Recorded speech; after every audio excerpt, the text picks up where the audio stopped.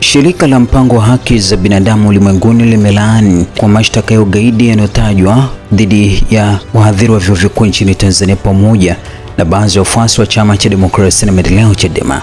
Kwa mujibu wa taarifa iliyotolewa na taasisi ya haki za binadamu ulimwenguni, wamesema kwamba HRF imelaani mashtaka ya ugaidi yanayotajwa kwa hayana msingi ambayo serikali ya Tanzania chini ya Rais Samia Suluhu Hassan imewafungulia Watanzania 61 wakiwemo wanachama wa vyama vya upinzani, wahadhiri wa vyuo vikuu na wanafunzi waliokamatwa na kuzuiliwa kiholela katika msako mkali ulioambatana matumizi ya nguvu dhidi ya maandamano ya Sabasaba iliyokuwa imepangwa kufanyika Julai 7 lakini yakazuiwa.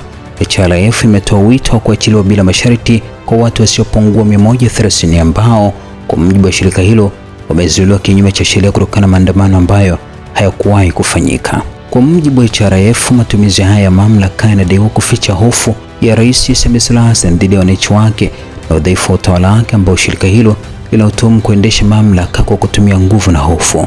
Siku ya Jumatatu, Lugemeleza Nshala, mwanasheria wa chama kikuu cha upinzani nchini Tanzania Chadema, aliwaambia waandishi wa habari kwamba watu 61 waliokuwa wamefunguliwa mashtaka ya ugaidi ambayo hayana dhamana chini ya sheria za Tanzania.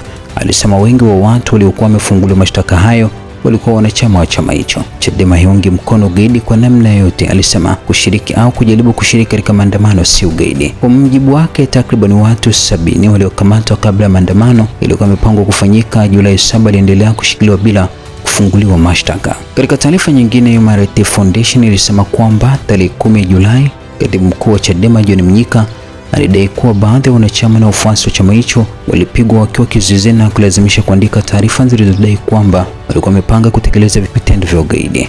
Mnyika alidai kuwa matumizi ya tuhuma za ugaidi yalitokana na maelekezo ya ngazi za juu za serikali, akirejea kauli ya Rais Samia Suluhu Hassan alitoa hadharani tarehe 9 Julai. Katika kauli ya rais alisema kuwa baadhi ya watu wanaojiita wanaharakati walikuwa wakifanya vitendo vya kigaidi. Miongoni mwa watu waliokamatwa katika msako huo ni mhadhiri msaidizi wa Chuo Kikuu cha Dodoma Melkisedek Kitunzi Kaijage. Kaijage alikamatwa tarehe 8 Julai na awali alikabiliwa na mashtaka ya uchochezi. Siku moja kabla ya mahakama ya kimkazi Dodoma kuamuru aachiliwe tarehe 21 Julai, waendesha mashtaka wa serikali walifanya marekebisho katika hati ya mashtaka na kubadili mashtaka yake kuwa ya ugaidi. Ni taarifa ya Human Rights Foundation kuhusiana na kile ambacho kinaendelea nchini Tanzania. Shirika hilo la haki za binadamu limelaani vikali dhidi ya kile walichokiita kwamba serikali ya Tanzania inapaswa iwaachiliwe mara moja watu wasiopungua 130 wanaotuhumiwa kupanga ugaidi.